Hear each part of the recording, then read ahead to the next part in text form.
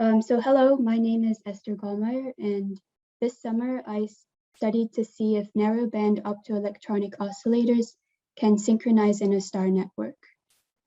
An optoelectronic oscillator, or OEO for short, is basically any closed-loop system whose energy travels between optical and electrical paths.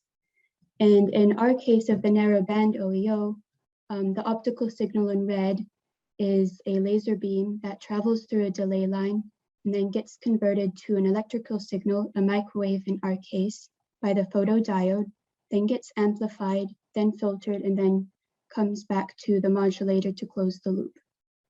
And the narrow bandpass filter that filters the microwave transmits only a narrow bandwidth of frequencies, and hence the name narrowband OEO.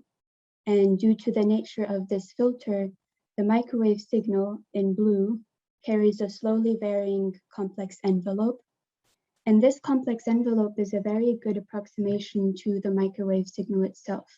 And so, in the delay differential equation that describes our OEO, the complex envelope is our main variable.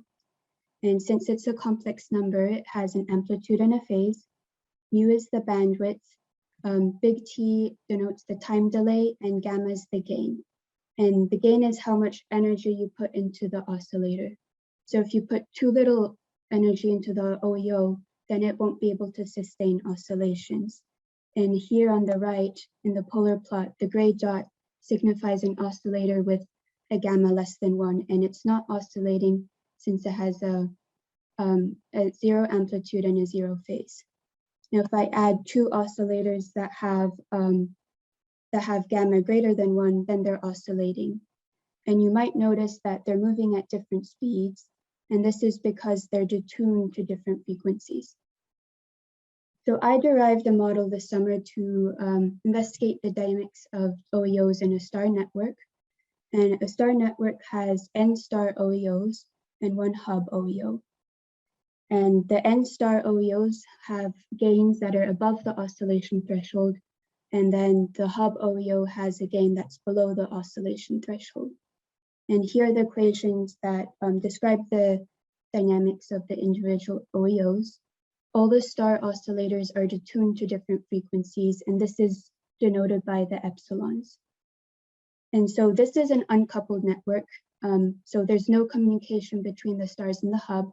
But if I add coupling, then the stars can directly communicate with the hub and indirectly with each other through the hub. And so the question is then, with a certain coupling strength and with a certain detuning distribution, can these star oscillators synchronize somehow? And so I did various numerical studies looking at different star networks with different parameters, and the one I'm showing today is one with 35 star oscillators and one hub and a coupling strength of 0.65. And I started off the simulation with random initial conditions for all the amplitudes and phases for all the stars. And I started off with an uncoupled network. So this is 15 delay times after the start and still uncoupled. And you can see that all the stars are moving independent from each other at different frequencies. If I turn on the coupling at 20 delay times, and so a little bit later at 25 delay times, the coupled network shows that you have now interaction between the stars. And a little bit later, they start to self-organize, but the way they self-organize isn't stable, so they always jump out of the synchronized state. And then they finally find a stable synchronized state that they sit at for the rest of time. And these, what I mean by synchronization is that their amplitudes and their phases relative to each other do not change. And so their amplitudes and phases lead the same dynamics. And this is called amplitude and phase locking.